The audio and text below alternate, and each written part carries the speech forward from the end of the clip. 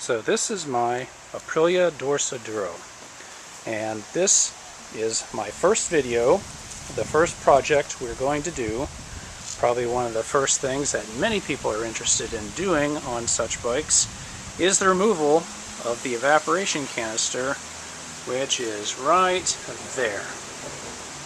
I'm going to turn off the video, and when we come back we'll be looking at the bike again with some more of this stuff off and out of the way.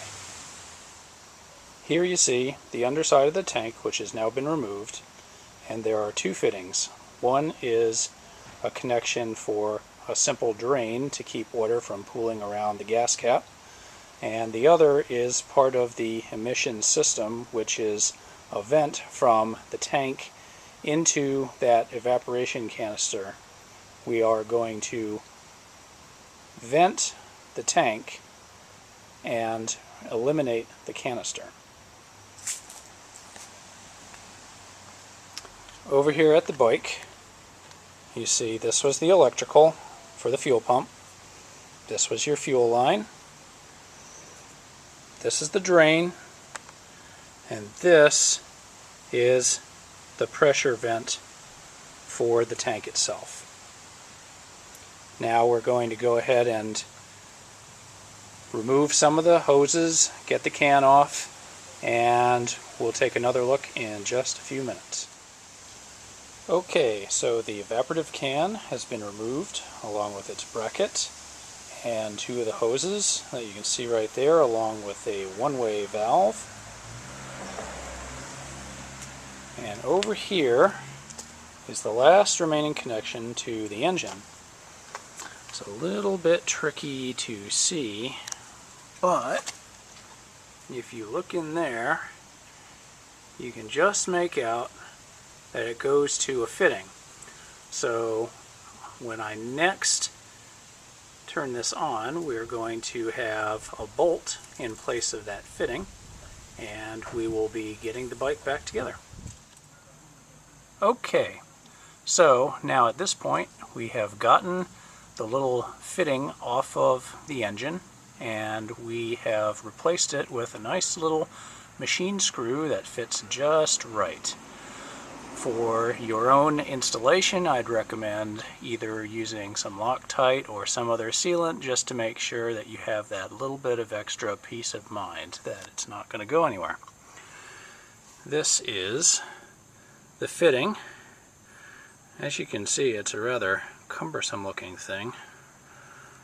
Very long threads, but in any case, once you get it out, that's all you'll need to figure out what size screw that you might need to go in here.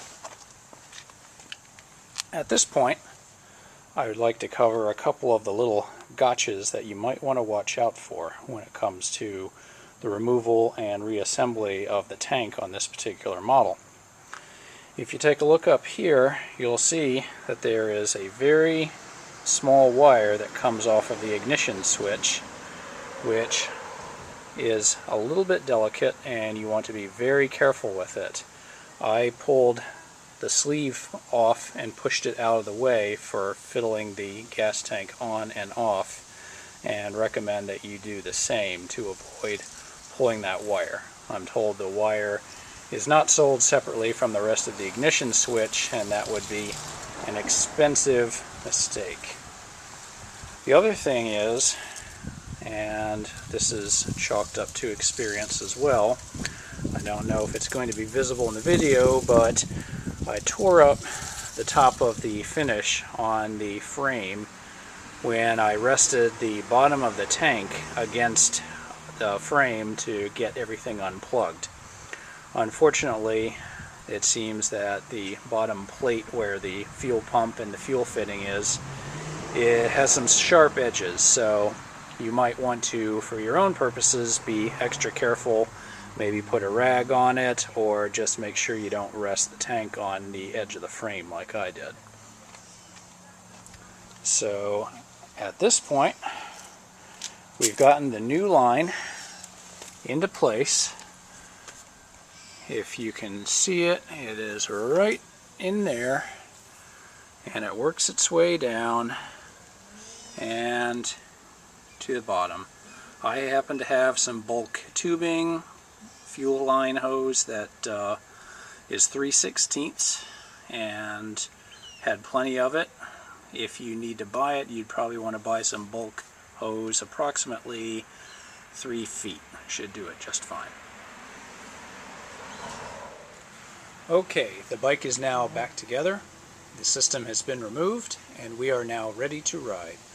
I hope you enjoyed looking at this video essay of the project, and hopefully there will be more interesting projects soon to come.